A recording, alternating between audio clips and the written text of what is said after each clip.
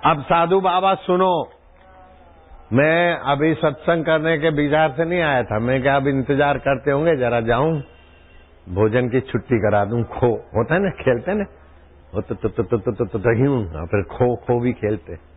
तो तुमको खो देने आया हूं। बैठे रहते हैं, दूसरा खो देता है, उठो दौड़ो खाने को जाओ। अब मुझे दो बातें बतानी पड़ेगी आपको। राठौड़ भी आए, मेरठ से आए सेवा।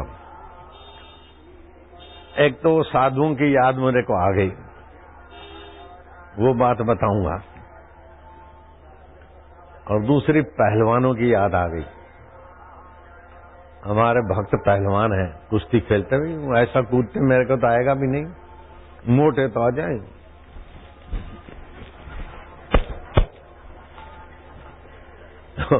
वो जब भी आता है मैं उसको बोलता हूँ नाच, ऐसे लंबा चौड़ा भी आएगा परसों, कल 7 तारीख, परसों 8, कल भी आ जाएगा।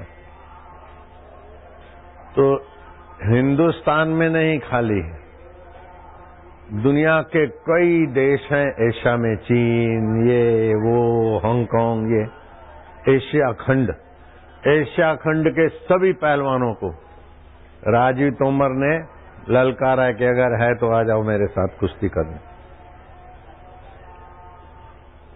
बापू के बच्चे नहीं रहते कच्चे, लेकिन बापू के पहलवान भी नहीं रहते कच्चे।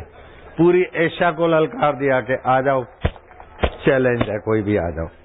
हिंदुस्तान, पूरे हिंदुस्तान के तो है ही है, पूरी एशिया के, चीन में, सिंगापुर में, इधर में, उधर में, कई देश आ जाते हैं एशिया में। कितने देश आते वो अभी मेरा सेक्रेटरी गिन के बताएगा मेरे को। कितने देश के पहलवानों को ललकार दिया राजीव तोमर ने। वो आएगा 8 तारीख रात को आ जाएगा, 9 तारीख मैं बोलूंगा कुश्ती करके दिखाओ। ऐसे 50 पहलवान बुला लिए अपने। किसी दंगल में 10 होते, 5 होते, 15 होते, यहाँ 50 आएंगे। जय हो। और साधु बाबाओं को बैठने का कुछ जमाना पड़ेगा, पहलवानों को देखेंगे भी, दुआ भी करेंगे, और साधुओं का दर्शन पहलवान भी करेंगे। और तो फिर मैं बोलूंगा ना कैसा क्या होता है, तो देखते रहना। ये पहलवानी की बात तो सुन ली महाराज। आपको 9 तारीख को कुश्ती 500 रुपए की टिकट है, साधुओं को फ्री है। अरे सभी साधु है, साधुओं के साथ सबको फ्री। वही 500 नहीं लेंगे। बापू के यहाँ भंडारा फ्री, कुश्ती फ्री, भंडारा फ्री है, कोई भी सिखाए। अब वो 3 साधु चल पड़े। गंगा किनारे तो बहुत रहे, अब यमुना मैया के किनारे चलेंगे। तो यात्रा करते करते एक वृद्ध साधु ने कहा, भाई अब हमारे बस की ना है, हम तो यहाँ मैया की गोद में बिंद्रावन में ठहरे। अरे बाबा चलो, अब वो बिंद्रावन में आए, यमुना किनारे किनारे आगे चले। वो बरसाना की महारानी राधा रानी का गांव के, अब बोले हम नहीं चल पाएंगे। बोले अच्छा महाराज जी आप विराजो। 2 साधु ने ठान लिया कि अपने अब किसी से कुछ मांगेंगे नहीं। जा रहे महारानी के गांव में, बरसाना, बरसाना समझते ना, किसका गांव था? है भोजू, महारानी का गांव था। सारी जगत की रानियां उसके आगे दासी, ऐसी महारानियों के बापों की बाप, महारानियों की महारानी राधा रानी। कौन सी महारानी थी? राधा रानी। राधा रानी के गांव जा रहे हैं। अब राधा रानी के गांव जा रहे हैं बरसाना, बरसाना जा रहे हैं राधा रानी के गांव। हम उसके तो मेहमान हैं। अब राधा रानी जाने, उसका काम जाने, हम तो मांगेंगे नहीं, जो मिल जाएगा खा लेंगे। चलते चलते रात को संध्या की आरती के आसपास पहुंचे। आरती वारती हुई, थोड़ा बहुत ऐसा मिलता है ना हाथ में, आग लो, और चरणामृत मिला, वो बाबा तो लेके रात को बरसाना के मंदिर का जो प्रांगण होता है उसमें सो गए। सो तो गए लेकिन खाली था पेट। चूहे कुश्ती खेल रहे, गुड़ गुड़ गुड़ गुड़। आउच। अब क्या हुआ, सुन रहे हो? तुम भी महारानी की सखियां हो, सुन लो। हाँ, लेकिन भूख लगी होगी, जाओ खाओ पियो। सुना दूं? 10 बज गए रात के, 10:30 बजे गए।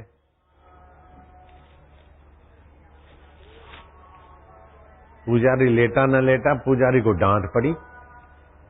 महारानी कह रही, कैसा पुजारी है तू, कैसी सेवा करता है? मेरे 2 मेहमान भूखे सोए हैं और तू खा पी के लेट गया, शर्म नहीं आती?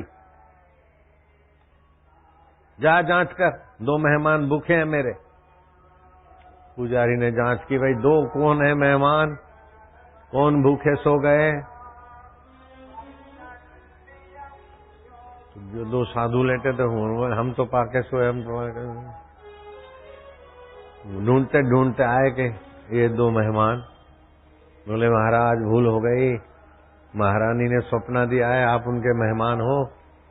साधु एक दूसरे को कहने लगे कि हम तो मजाक में कहे थे और महारानी ने कैसा मान लिया और पुजारी को सपना दिया।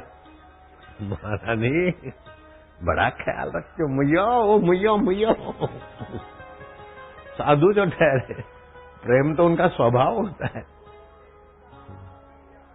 मुया वो लाया जो महारानी को भोग लगा था, उत्सव था।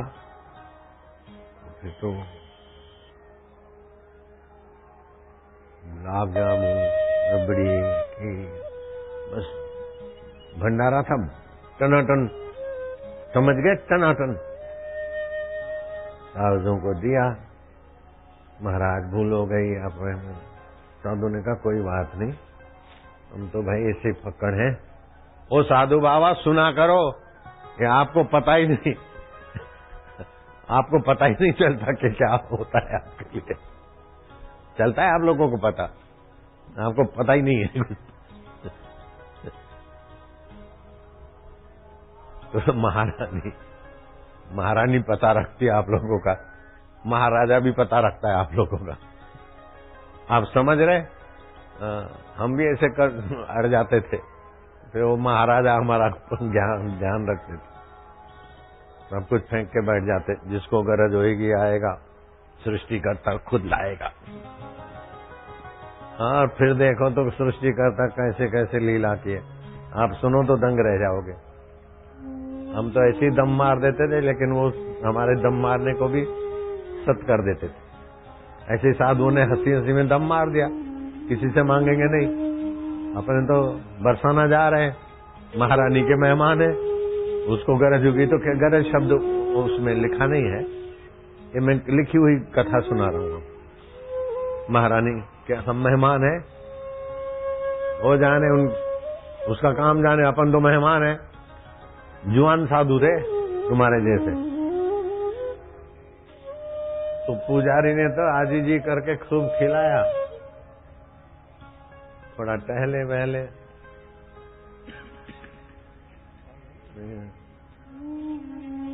हद हो गई, अपन तो रास्ते में बात की तो महारानी ने सुन ली।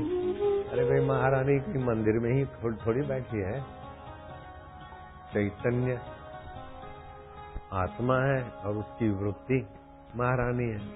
इसी को तो राधा बोलते हैं, उल्टा दो तो धारा, राधा उल्टा दो तो धारा, चैतन्य की धारा।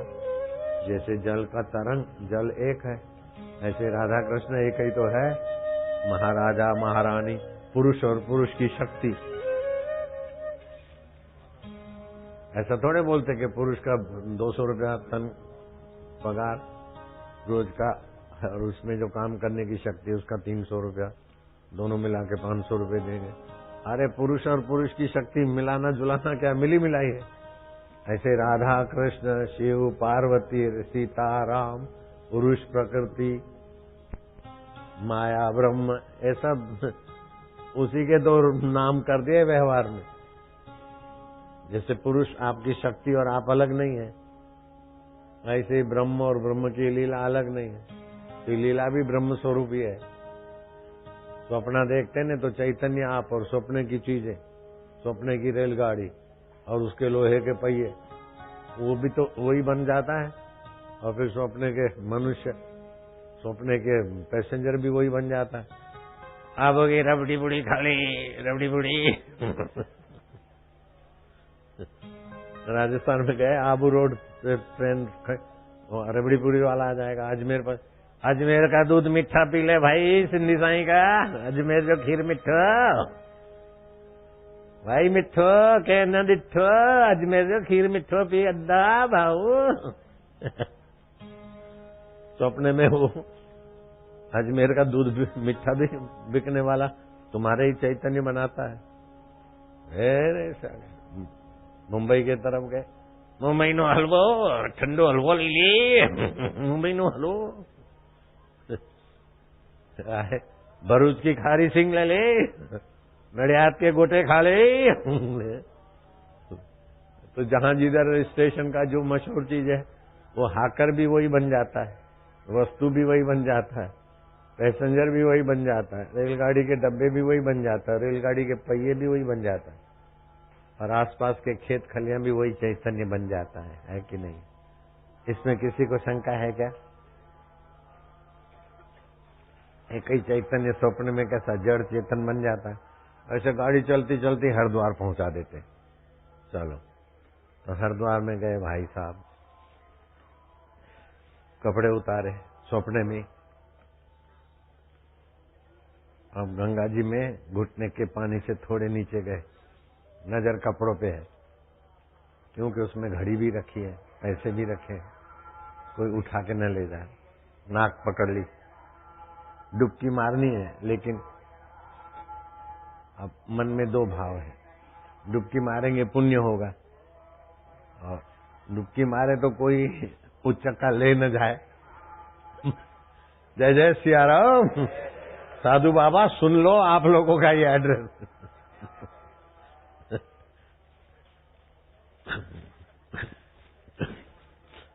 देखा भी पड़ा है, सामान पड़ा है, तो अब डुबकी मारने का भाव मन में है, लेकिन सामान बाहर है, और सामान चोरी न हो जाए ये भाव मन में है।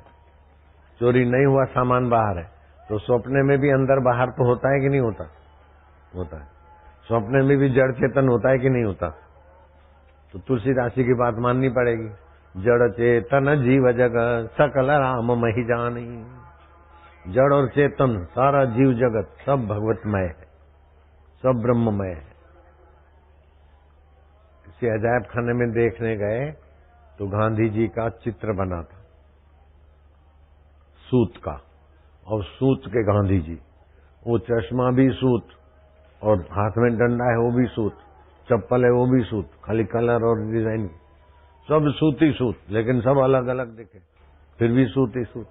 पेड़ में पत्ते अलग दिखते हैं, टहनियां अलग दिखती है, डाले अलग दिखते हैं, फल अलग दिखते हैं, फूल अलग दिखते हैं, लेकिन पेड़ का रस तो एक ही का एक। ऐसे ही रसमय ब्रह्म एक ही का एक, और 5 भूत अलग अलग दिखते हैं, और भूतों में मिश्रण करके क्या वैरायटियां बनती है। यही तो लीला है। तो जीवन भी तू ही है और मृत्यु भी तेरी लीला है। वाह प्रभु, यश भी तू ही है, अपयश भी तेरी लीला। ये भारत के साधु जानते ना, तो इनको पगार की परवाह नहीं है, बोतल की जरूरत नहीं। तो ज्ञान की और भक्ति की बोतल से छके रहते। जिसको गरज होएगी आएगा, सृष्टि करता खुद लाएगा। अब राधा रानी के वास चलो, फिर साधु सोए लेकिन महारानी को नींद नहीं आई। वो दोनों साधु को सौंपने में आई कि महाराज माफ करना, आप हमारे अभ्यागत हो। पुजारी को डांट कर भेजा आपकी सेवा में, लेकिन उसने भी पूरी सेवा नहीं की। महाराज हम प्रसाद पाते तो हमको पान बीड़ा मिलता है और हमारे मेहमान बेचारे पान बीड़ा न खाए, माफ करना महाराज, ये लो पान बीड़ा। राधा रानी बोले महाराज माफ करना, ये पान बीड़ा बड़ा सुगंधित। प्रभात का टाइम था, साधु उठा तो देखा महारानी तो अदृश्य है, लेकिन पान बीड़े का पुड़ा पड़ा है। और दूसरा को उठाया करे, देखो महारानी आई थी। तो देखा महारानी आई थी क्या, आई है, मेरे को भी पान बीड़ा रख के कही, बोले ये मेरे पास भी पड़ा। दोनों को एक साथ सौंपना दिया और दोनों के सिरा से पान बीड़ा। साधु अरे हम तो मजाक मानते थे कि चलो बरसाना जाते हैं महारानी के गांव, उसके मेहमान है, हम काय को मांगेंगे। हमारी हंसी हंसी में भी मैया ने हमारी बात, मैया रे मैया, मैया रे मैया। हम कितने भाग्यशाली हैं कि हमें ऐसे अवतारों का फायदा मिल रहा है हिंदुस्तान में। ईश्वर के अस्तित्व में विश्वास, ईश्वर के ज्ञान में प्रवेश और ईश्वर के प्रेम में प्रवेश पाने की हमारे को सहज में मिलती है। अब ये जो बातें कर रहा हूं, ईश्वरी प्रेम नहीं आ रहा, हो रहा है कि नहीं हो रहा? हो, कोई ना बोले तो भी है तो है ही है। और हेलीकॉप्टर गिरा धमाधम, सारे दुनिया के देश दंग रह गए कि कोई भी नहीं बचा होगा, किसी को खरोच भी नहीं आई।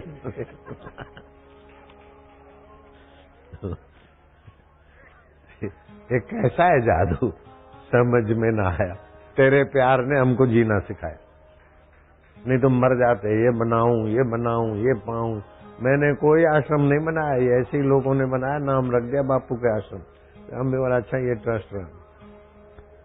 मैंने तो ये कपड़े भी अपने नहीं है मानता हूँ, मैंने तो अपना शरीर भी मैं नहीं बनाया। शरीर माता पिता का दिया हो, कपड़ा समाज का दिया हो, मेरे पास अपना कुछ भी नहीं है। लोग बोलते हैं बापू के पास बड़ी संपत्ति है, एक कख भी मेरा नहीं है। लेकिन सारी संपत्तियां जिसके पास है ना, उसकी तिजोरी की कुंजियां मेरे पास रहती।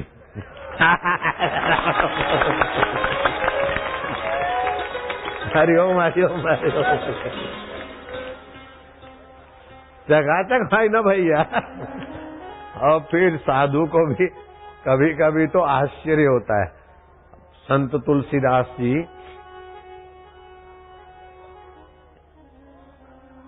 वो तो जानते हैं, उन्हें पत्नी के पास जा रहे थे, मुर्दा पे बैठे, ये कथा तो तुम जानते।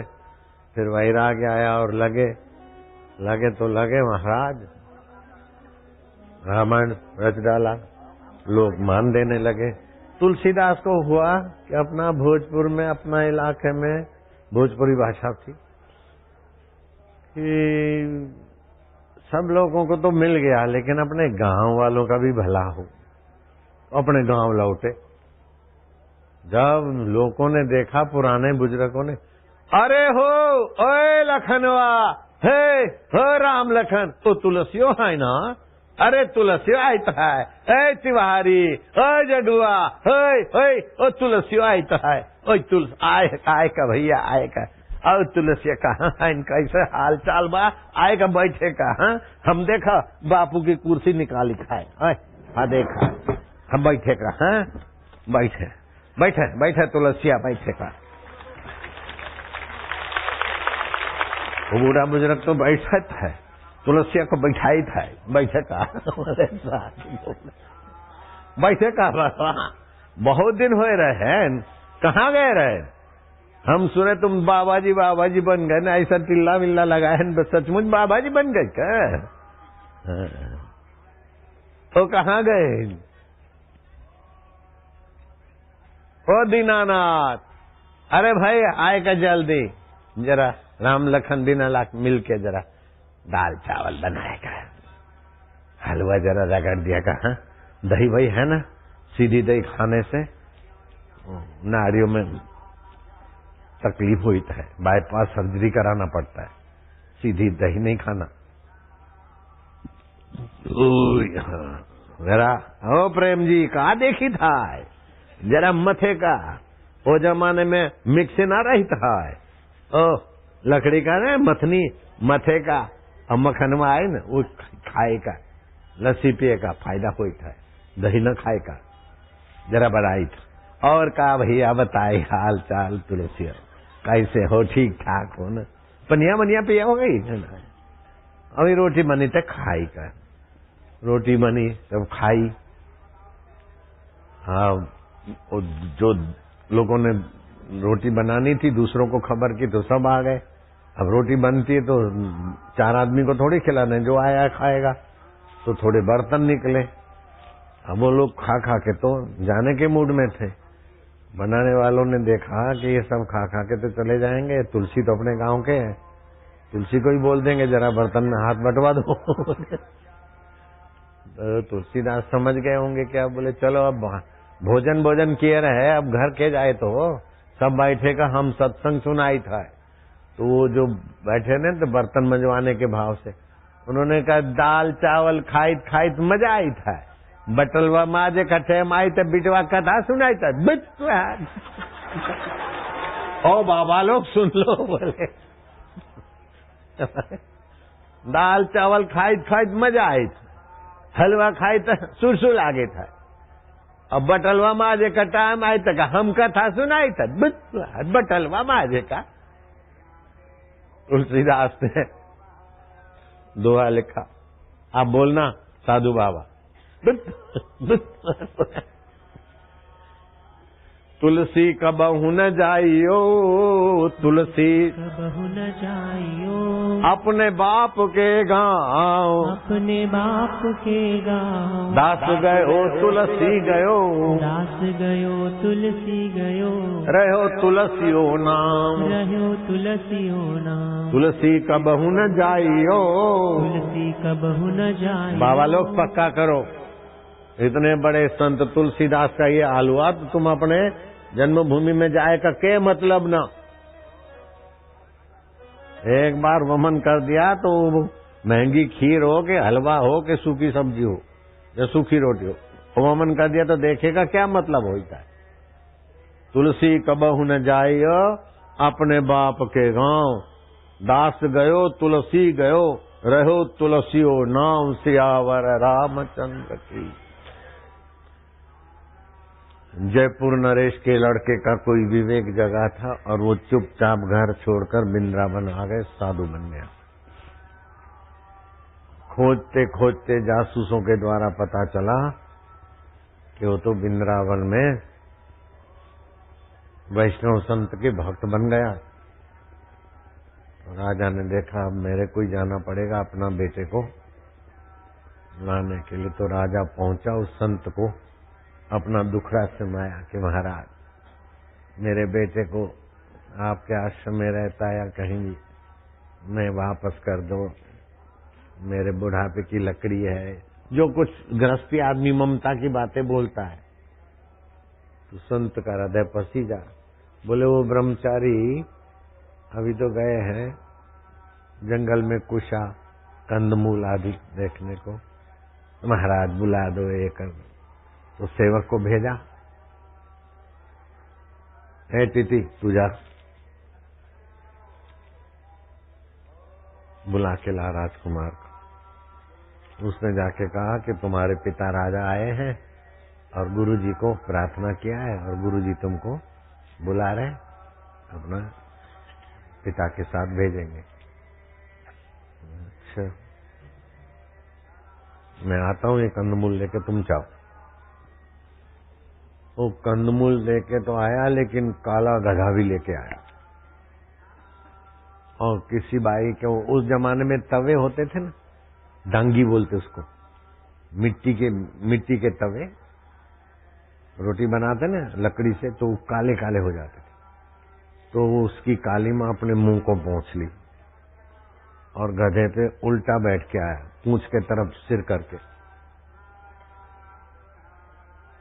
जब आश्रम में आया जाके गुरु भाई ने बताया, गुरुजी वो राजकुमार तो आए हैं लेकिन उनका मुंह काला है और उल्टा गधे पे बैठ के आए। तो गुरुजी तो समझ गए कि शास्त्र की बात है कि ईश्वर के रास्ते एक बार छोड़ा घर, फिर अगर घर जाना है तो उल्टे मुंह गधे पर बैठे और काला मुंह करके बैठे। अगर घर जाता है तो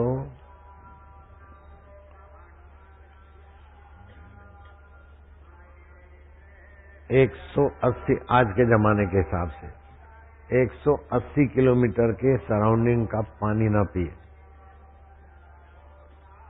तो ज्यादा रहेगा कैसे, भाग के आ जाएगा। अगर एक बार साधु बन गया तो अपने घर से चारों तरफ 180 किलोमीटर, वो जमाने में योजनों में लिखा था 180 किलोमीटर होते हैं, तो 180 किलोमीटर के चौधारी में कब कुएं होते थे, पानी नहीं पिए।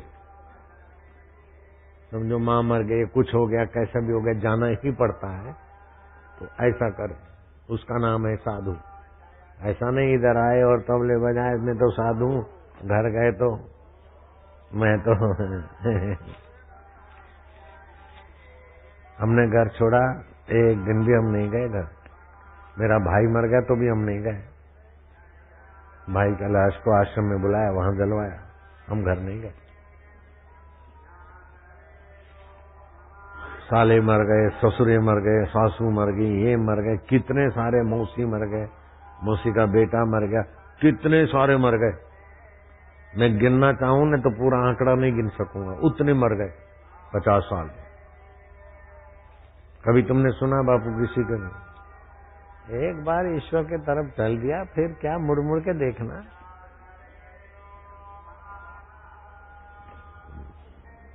तो ईश्वर भी जानता है कि अव्यभिचारिणी भक्ति है, पक्की भक्ति।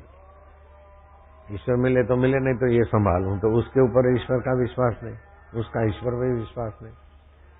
तो ये हमारे साधु पेंशन पे भरोसे ही नहीं है। न पगार की जरूरत है इन पट्टों को, न पेंशन की जरूरत है, न ठीक ठाक ऐश आराम की जिंदगी की जरूरत। पूरे हैं वे मर्द जो हर हाल में खुश है, मिला अगर माल तो उस माल में खुश है, हो गए बेहाल तो उस हाल में खुश है। कभी चबावे चना चबीना, सुनो साधु बाबा तुम्हारी कहानी चल रही है। तुम्हारे जैसे अभ्यागत साधु राधा रानी के मेहमान बन गए और राधा रानी ने सपना दिया, नहीं अभी आए ना इसलिए बोलता हूँ, पुजारी को कि मेरे मेहमानों को खिलाया नहीं, तू खा के सो गया। पुजारी ने हाथ जोड़ के 2 साधुओं को उठा के खिलाया, फिर थोड़े टहले सो गए। तो प्रभात को राधा रानी आई साधुओं के सपने में कि बाबा मेरे पुजारी से गलती हो गई, माफ करना, भोजन तो आपको कराया, मैंने उसको डांटा तब, लेकिन ये पान बीड़ा नहीं दिया आपको। मेरे को पान बीड़ा देते और मेरे मेहमान साधुओं को नहीं दिया। बाबा ये लो, यूं करके रखा। बाबा उठ गए तो देखा माता जी तो नहीं है, पान बीड़ा पड़ा है। तो दूसरे साधु को बुलाया तो उसने देखा मेरे को भी वही स्वप्न आया।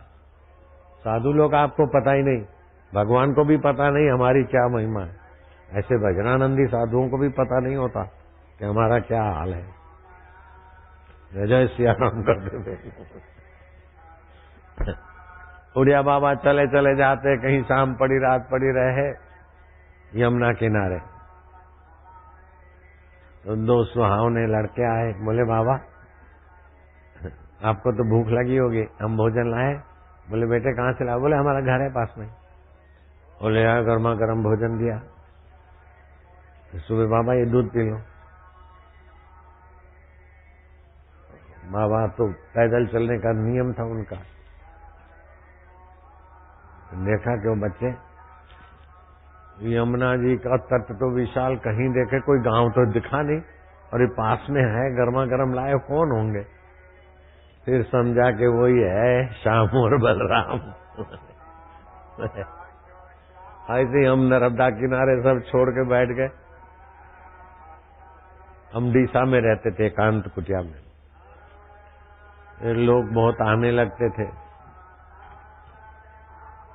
तो हम नहीं मिलते थे, तो लोगों को फिर ये वो हमारे गुरुजी को चिट्ठी लिखा, आपके जो साधु हैं उनको आप आज्ञा करें दर्शन देवें सत्संग। तो गुरुजी ने आदेश भेज दिया कि 1 आध घंटा लोगों के लिए सत्संग वत्संग दिया करो। मैंने सुबह 9 से 10 का टाइम रख दिया। सत्संग चलने लगा। तो सत्संग में बात हुई, मैं क्या तुमको पता है त्यागी संत क्या होते हैं? ईश्वर पर निर्भर आदमी को कभी देखा है त्यागी को? बोले नहीं देखा। बोले त्याग क्या होता है कभी देखा है तुमने? बोले नहीं देखा। मैं क्या देखना है तुमको त्याग? बोले हाँ। उनको पता ही नहीं था कि क्या होता। तो मैंने तो ये धोती ओढ़ता ना वो उतारी, कुर्ता उतारा, ऊपर की कच्छा था, अभी भी वही कच्छा रहते नीचे, जांगिया कच्छा अंडरवेयर। मैं तो चल दिया और बोले महाराज महाराज, मैं क्या यही त्यागी होता है? उस जगह को 45 साल हो गए, एक रात भी फिर मैं वहां रहा नहीं।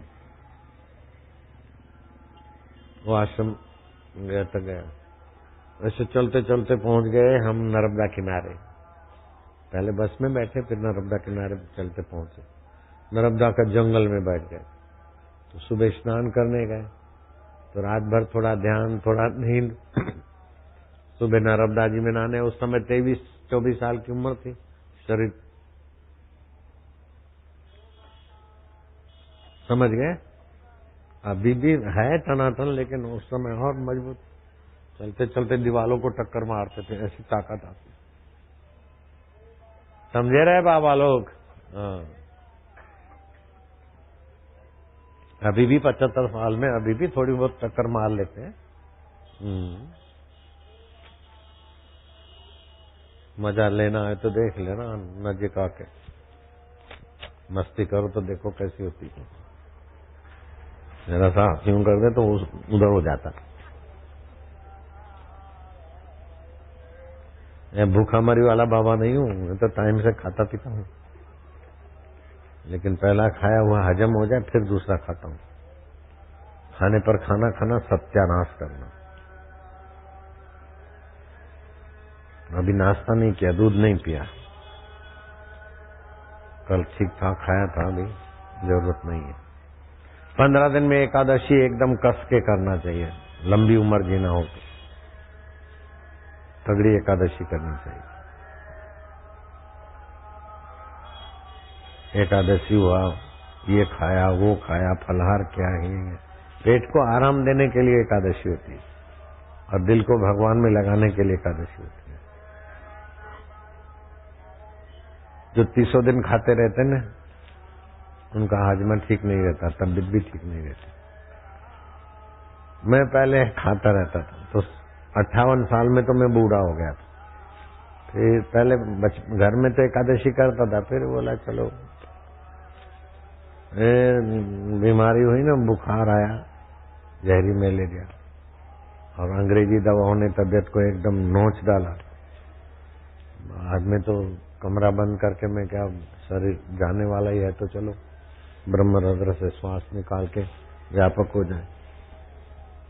तो ये किया तो हुआ नहीं, तो फिर भगवान को हमने जरा, ये शरीर रहने के काबिल नहीं और प्राण भी निकलते नहीं, आखिर तुम्हारी क्या मर्जी है, रखना है कि छोड़ना है? बोले रखना है। मैं क्या कैसे रख? बोले हो गया, मैं वैद्य हूं, गंगा जल औषधि है, तब से मैं गंगा जल ही पीता हूं, भोजन भी गंगा जल का। नारायणो वैद्य जानवी औषध।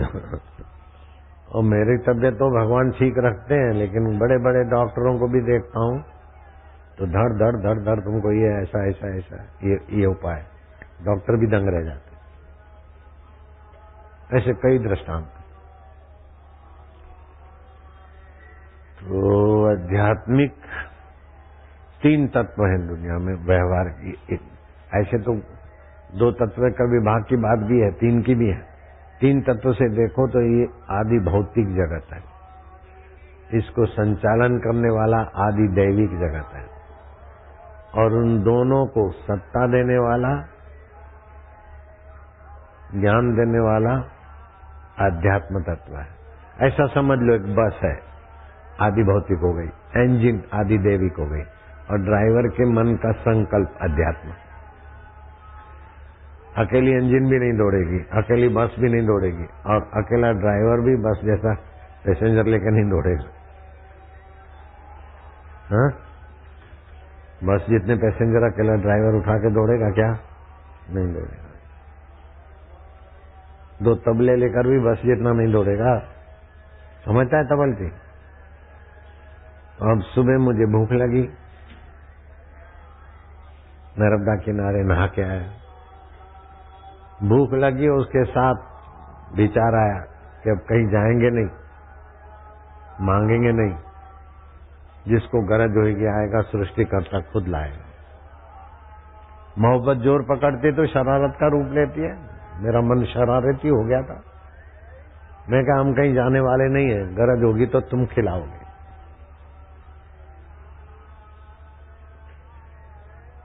जब मैं ब्राह्मण होता ना तो मांगने में मुझे संकोच नहीं होता, लेकिन हमारा क्षत्रिय परंपरा से शरीर है और पिता बड़े धनी थे, बड़ा नगर से जो दबदबा था।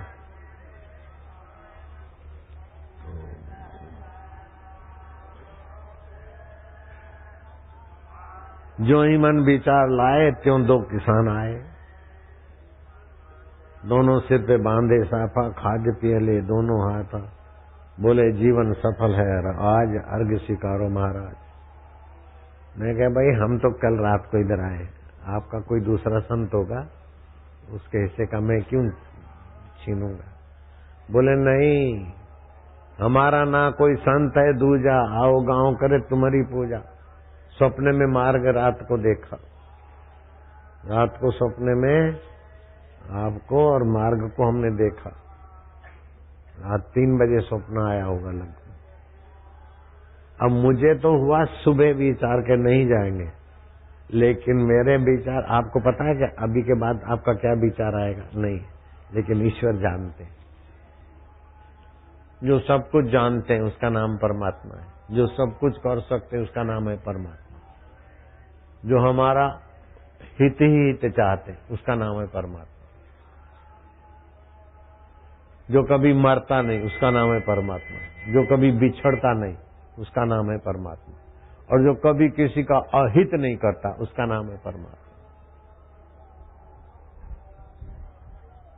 जैसे बच्चे को माँ नहलाती धुलाती, बच्चा न चाहे तो भी नाक मुंह पहुंचती है, बच्चे को अच्छा नहीं लगता फिर भी करती, तो उसको सुंदर बनाने के लिए।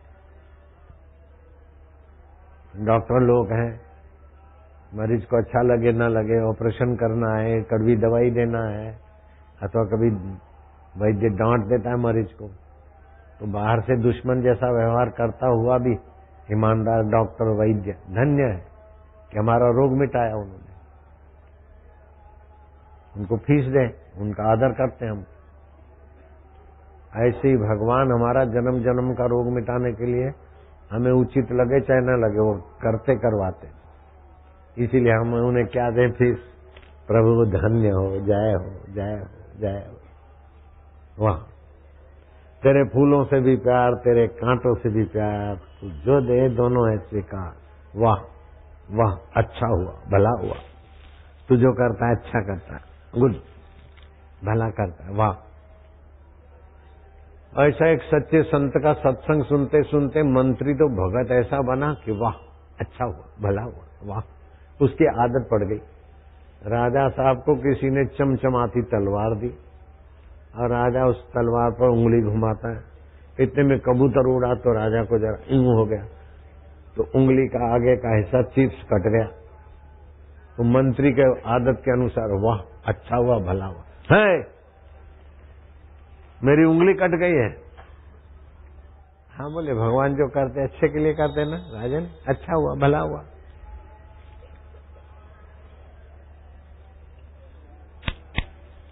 इनको जेल भेज दो। कौन से जेल में भेजे? 3rd क्लास में, 1st क्लास में, कहीं भी धकेल दो। मंत्री कहता अच्छा हुआ, भला हुआ। जेल में जा रहा, अच्छा हुआ, भला हुआ क्या? अच्छा हुआ, भला हुआ। डॉक्टरों ने उंगली का हिस्सा जो कटा तो कटा, बाकी का मलहम पट्टी करके छोटी उंगली हो गई पहली वाली। शिकार खेलने गया और काला हिरण मिला, और काला हिरण तो श्याम मृग बोलते हैं, कभी कभार मिलता है, उसके चमड़े का भी बड़ा महत्व मानते हैं। राजा चल पड़ा उसके पीछे, राजा को तो जरा शौक था, लेकिन हिरण को तो प्राण बचाने थे।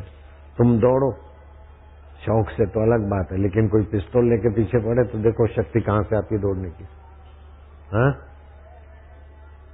कोई रिवॉल्वर लेके पड़े ना तो कैसी दौड़ निकल आती। तो उसको तो प्राण बचाने थे, तो हिरण यूं यूं कूदता है और बड़ी बड़ी छलांगे भी भरता है, इधर से उधर तो आगे निकल गया राजा की नजर चुका के, और राजा तो यूं सीधा गया और हिरण यूं चला गया। राजा यूं गया, हिरण यूं, फासला बढ़ गया, खोज खोज के थक गया। एक दो दिन दूसरे राज्यों के जंगल में भटका, तो सारा 2 दिन आदमी नहाए धोए नहीं, कपड़े नहीं बदले, तो कौन राजा कौन प्रजा। जंगली लोगों ने पकड़ लिया, यज्ञ में बलि देने के लिए ले गए। तो उनके गौर महाराज ने कहा देखो अंग भंग तो नहीं, बोले उंगली कटी है, छोड़ दिया। अच्छा हुआ भला हुआ, अगर उंगली नहीं कटी होती तो ये नारियल मेरा बधेर देते। जय जय सिया राम, ओम नमो नारायण, राजा की फौज साधु की मौज। अच्छा हुआ भला हुआ। मंत्री की बात तो सच्ची निकली। मंत्री को बाइज्जत लाए, बोले मेरे को तो उंगली कटी, मेरा नारियल बच गया, सारी बात बता दी। लेकिन तुम जेल में जा रहा था तो बोलता अच्छा हुआ भला हुआ। बोले महाराज अच्छा हुआ भला हुआ, नहीं तो मैं तो आपका खास मंत्री था, आपका घोड़ा दौड़ा तो मेरा घोड़ा भी आपके साथ ही रहता है। आप खो गए तो हम भी खो जाते, आप पकड़े गए तो हम भी पकड़े जाते। तो आपका तो उंगली कटी हुई तो नारियल बच जाता, मेरा नारियल बधेर देते। ईश्वर जिस समय जो करता है वो पता नहीं चलता, लेकिन हमारी भलाई किसी और ईश्वर और क्या करें।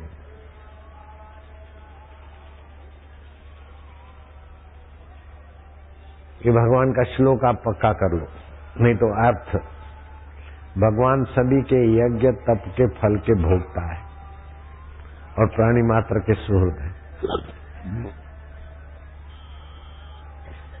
आप बोलना भोक्तारम यज्ञ तपसाम, भोक्तारम यज्ञ तपसाम, सर्वलोक महेश्वर, सुहृदम सर्वभूतानां, ज्ञात्वा माम शांति मृच्छति। मैं सभी के यज्ञ का तप का फल का भोगने वाला हूँ और ईश्वरों का भी ईश्वर हूँ। ये एक सृष्टि नहीं है, कई सृष्टियां हैं, हर एक सृष्टि का अपना अपना ईश्वर है, लेकिन उन सब ईश्वरों का अंतरात्मा में एक का एक हूँ। आप दीन दुखी को चलो दीन दुखी है खिलाओ तो दया करके, लेकिन भगवान के नाते खिलाते तो भगवान समझ के कि दीन दुखी में भी जो सेवा करते ठाकुर जी के, माता पिता गुरुओं की सेवा करते तो ठाकुर जी की। 3 नजरिया वाले लोग होते हैं, एक होते हैं कर्म सिद्धांत वाले, भौतिकवादी, सफल होते हैं तो मैंने क्या, विफल हुए तो ये आड़ाया, आज ये हुआ, दूसरों पर ठीकरे फोड़ते रहते हैं। दूसरे होते हैं प्रारब्धवासी वादी, अनुकूल हुआ तो वाह मेरा प्रारब्ध अभी अच्छा चल रहा है, और प्रतिकूल हुआ तो कोई हमारे पाप कर्म है, हमारा प्रारब्ध, हमारा भाग्य हमको साथ नहीं देता। वो दोनों उलझे रहते। तीसरा होता है भगवतवादी, अच्छा हुआ तो भगवान कितने कृपालु, कितने दयालु हैं, कितना अच्छा माहौल, त्रिवेणी में नहाने को आ गए, और त्रिवेणी तो है नहीं, 2 वेणी है, एक तो गंगा और यमुना, और तीसरी सरस्वती है। गुप्त माना ब्रह्म ज्ञान गुप्त खजाना है, वो संतों के पास यहाँ आराम से मिलता है, कोई विरला उस गुप्त सरस्वती को जानता है। त्रिवेणी में आए, संगम हो गया, सतोगुण रजोगुण तमोगुण तीनों गुणों को पार होने के लिए माघ मास में त्रिवेणी में आ गए। ये भगवान की कृपा है, वाह वाह, भगवान को धन्यवाद दिया। और किसी प्रकार नहीं आए तो बोले देखो, वो तपस्वी ब्राह्मण गंगा किनारे रहता था और जीवन भर गंगा किनारे नहीं गया, गंगा जी को नहाने नहीं गया। 2 कोस की दूरी थी, साधु संतों की सेवा करता था। घूमते घामते 2 युवक साधु आए, उनको खिलाया पिलाया, उनकी चरण चंपी किया। साधुओं ने पूछा कि गंगा जी कितना दूर है? बोले महाराज जी मैं तो गया नहीं, 60 साल की उम्र में एक बार भी गंगा नहाने नहीं गया, लेकिन लोग बताते हैं कि 2 कोस की दूरी है, मैं अपने तरफ से नहीं बता सकता। साधु ने डांटा कि तू कितना पापी, हम तो सैकड़ों माइल से आए गंगा नहाने को और तू जीवन खो दिया। ऐसे कि हाँ हमने गलती से रात वासा किया, रूठ के चले गए, लेकिन जाए तो गंगा जी दिखे ही नहीं और अंदर से मरुभूमि हो गया मन। भटक भटक के दुखी हुए, आखिर खूब गंगा की आराधना किया। तब अंतर्यामी ने प्रेरणा दिया कि तुमने सत्संग रूपी गंगा में नहाने वाले भक्त का अपमान किया है।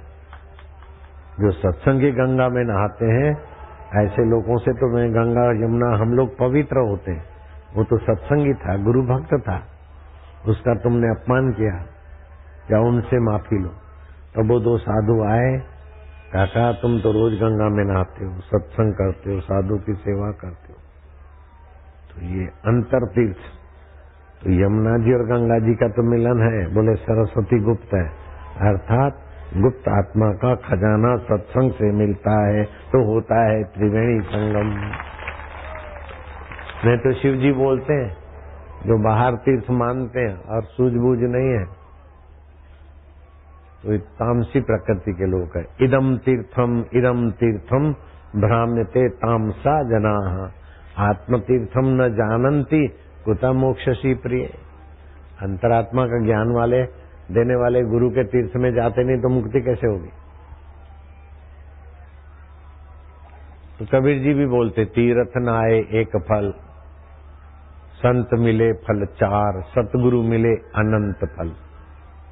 अब रेलगाड़ी वाले आ जाना, मैं पीछे वालों तिल, सूर्य के अर्घ्य में तिल, उपटन में तिल, स्नान में तिल, हवन में तिल, दान में तिल, दिया जला तो तिल। 17 फरवरी और 6 फरवरी तिल का उपयोग करना चाहिए। मैं 3 जगह तिल का उपयोग करके आया। पानी में थोड़े तिल डाल दिए, सारे पानी में नहीं डाले, पहले तो सादे पानी से डाल लिया, तो बाकी का थोड़ा बच्चा पानी उसमें तिल डाले, आखिरी में तिल वाला रखो असर। मैं भी कर कसर करता हूँ, इतने तिल बाल्टी में तो जरा जरा हो जाएंगे, बाल्टी भर जो भी नहाया नहा ले, थोड़ा सा बचा उसमें तिल मिलाए। और उपटन, सप्तधान उपटन, उसमें भी तिल, नहाने में भी तिल, सूर्य को अर्घ्य दे तो तिल, फिर 2 बूंद पानी बचा उसमें भी तिल, 4 तिल का तो उपयोग किया। 5वां हो जाएगा फलाहार में तिल, 6ठा हो जाएगा किसी को तिल की चिक्की खिला देंगे तो गया दान तिल। नारायण हरि हरि, जिनको जाना है जा सकते हैं, टाइम बहुत हो गया। अपनी मर्जी से जाते, बापू की मर्जी से, अपनी मर्जी से जा नहीं सकते, जाके दिखाओ। बाहर जाते जाते वापस आना पड़ेगा, जाके दिखाओ।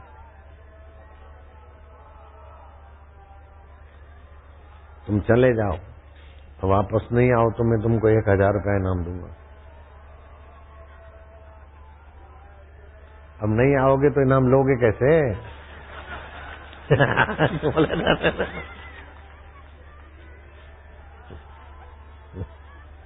नारायण हरि। एक ऐसी भी है ज्ञान बढ़ाने वाली थोड़ी चुटकुली कथा है, वो कल परसों पहलवान आएंगे तो सुना दूंगा।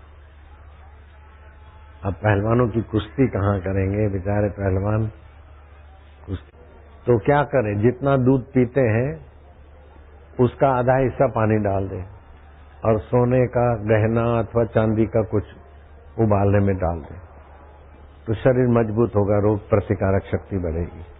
मैं पिछले 2-4 दिन से वो पीता हूँ। पहले भी पीता था, फिर बंद कर दिया, अब फिर पीता हूँ, जरा फिर मजबूती चाहिए। उसमें सुवर्ण क्षार, गाय के दूध में सुवर्ण क्षार होते, फिर सोने का कुछ भी गहना वहना डाल दो तो वो सुवर्ण क्षार मिलकर दूध शक्तिशाली होता है, उबलता है तो पाचन भी और बल भी बढ़ाता है। तो बड़ी बड़ी उम्र जीते थे राजे महाराजे, तो उसमें ये सुवर्ण क्षार शरीर को मदद करते थे। तो मेरे पास तो एक चमचा है, उसमें आगे आगे सोना है और पीछे डंडे में चांदी, तो दोनों का फायदा मिल जाता है। सुवर्ण क्षार भी आ जाता है, रजत क्षार भी आ जाता है, और लोहे के बर्तन में उबाले तो लोह तत्व भी आता है, लेकिन हम तो स्टील में उबाल लेते हैं। अब जल्दी जल्दी पीछे मोबाइल फोन से आंखों की जलन, कान का दर्द, अनिद्रा, स्वभाव चिड़चिड़ा, कैंसर की बीमारी, शुक्राणुओं की कमजोरी, नपुंसकता, ये सारी बीमारियां मोबाइल से होती है। लेकिन उसको टक्कर मारने वाली ऊर्जा जागती है राग पहाड़ी वापस। राग पहाड़ी में नित्य नवीन रस भरते सुरेश भैया वापस।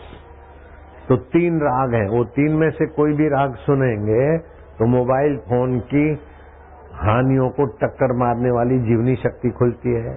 राग बसंती, राग सहानी, और सुरेश भैया तो राग पहाड़ी में ऐसा नित्य नया भरते हैं कि बस पिक्चरबाज। अरे बुद्ध प्रेम जी कौन? पिक्चरबाज, सिगरेटबाज, जो एकांतबाज, फिर से सुन के वापस चाहते कि वापस सुनाओ। सुरेश सुनाएंगे राग पहाड़ी, जिससे पिक्चरबाज भी बदल जाए, सिगरेटबाज भी बदल जाए, एकांतबाज भी बदल जाए, और फिर से सत्संग में आए, वापस गाएंगे वापस। शरण में तेरी आकर हमने सब खुशियाँ पाई। पहले भी सुना है, वापस अच्छा लगता है। सारे मनोरथ पूर्ण हुए तुमसे जो लगन लगाई।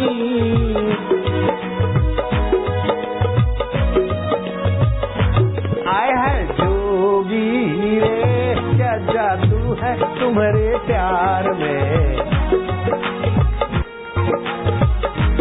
तुम्हारे जोग में। हरिओम हरि, हरिओम हरि, हर दिल में हरि, हर दिल में हरि, मेरे प्रभु हरि, मेरे प्रभु हरि। राग में हरि, राग में हरि, कुंभ में हरि, कुंभ में हरि, हर दिल में हरि, हर दिल में हरि। हरिओम हरि, हरिओम हरि।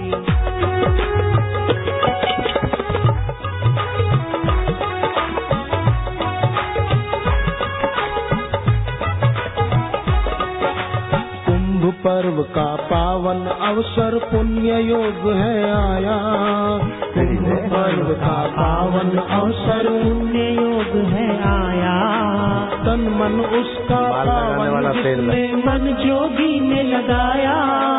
तन मन उसका पावन जिसने मन जोगी ने लगाया।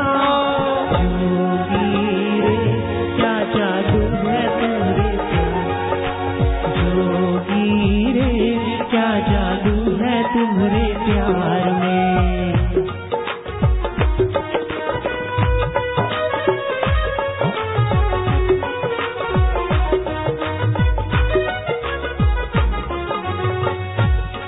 तेरा प्यार खींच के लाया, तेरा प्यार खींच के लाया। तूने कैसा जादू चलाया, तूने कैसा जादू चलाया। दुख चिंता को भगाया मेरे जोगी, दुख चिंता को भगाया मेरे जोगी। जोगी रे क्या जादू है तेरे प्यार में, क्या जादू है तुम्हारे जोगी। उधर की आवाज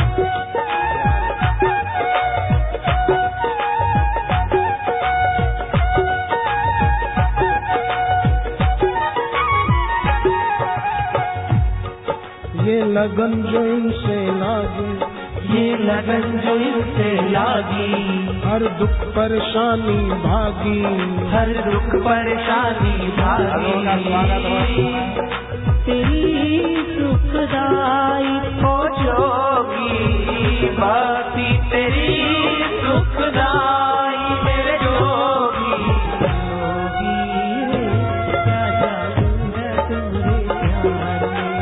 जोगी रे क्या जादू है तुम्हारे जोग में।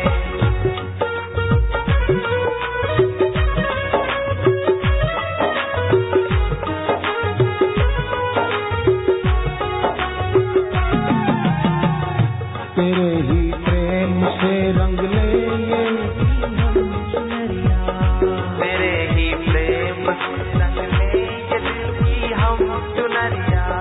तेरा ही ज्ञान तारक है, ये जग है दुख का दरिया।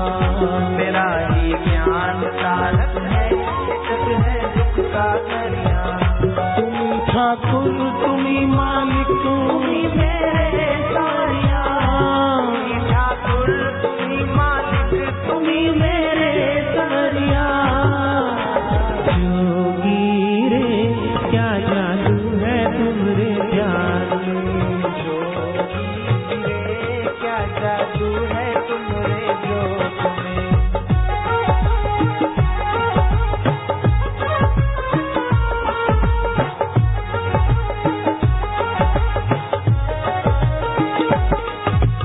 वेद शास्त्र का मंथन करके अमृत हमें पिलाते। वेद शास्त्र का मंथन करके अमृत हमें पिलाते। सार है जो सर्वस्व है जो बस वो ही हमें सुनाते। सार है जो सर्वस्व है जो बस वो ही हमें सुनाते। जोगी रे क्या जादू है तुम्हारे प्यार में। क्या जादू है तुम्हारे जोग में।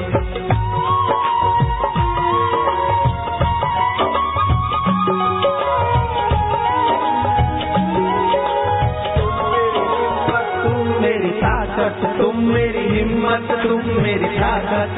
तुमसे डरती हर आफत, तुमसे डरती हर आफत।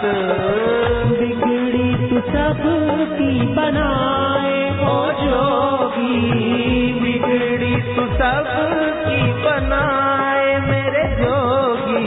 जोगी रे क्या जादू है तुम्हारे प्यार में। जोगी रे क्या जादू है तुम्हारे जोग में।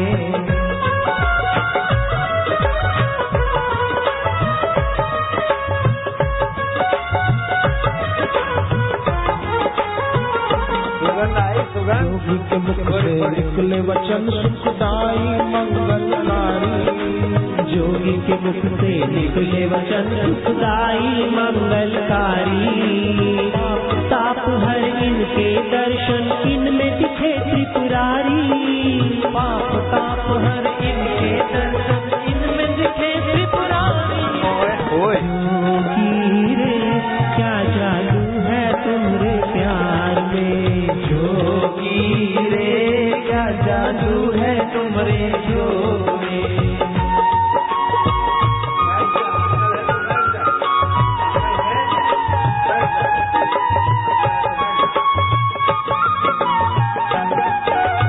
योगी के दर पे जो आए उसके भाग्य जागे। जोगी के दर पे है आए उसके भाग्य जागे। योगी के पावन वचनों से दुख संकट है भागे। जोगी के पावन वचनों से दुख संकट है भागे। जोगी रे क्या जादू है तुम्हारे प्यार में। जोगी रे क्या जादू है तुम्हारे जोग में।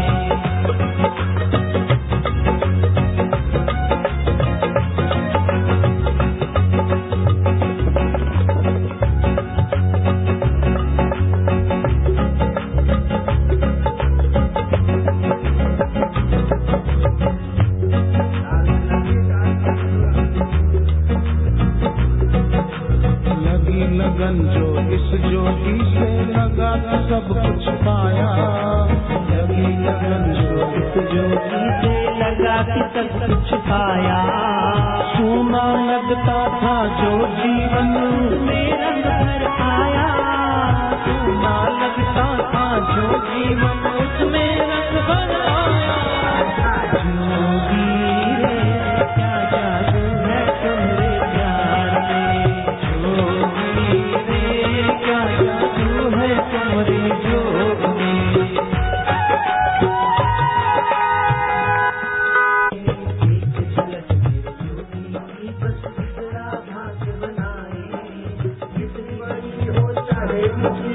यहाँ न टिकने पाए, इतनी बड़ी हो चाहे मुसीबत यहाँ न टिकने पाए। जोगी रे क्या जादू है तुम्हारे प्यार में, क्या जादू है तुम्हारे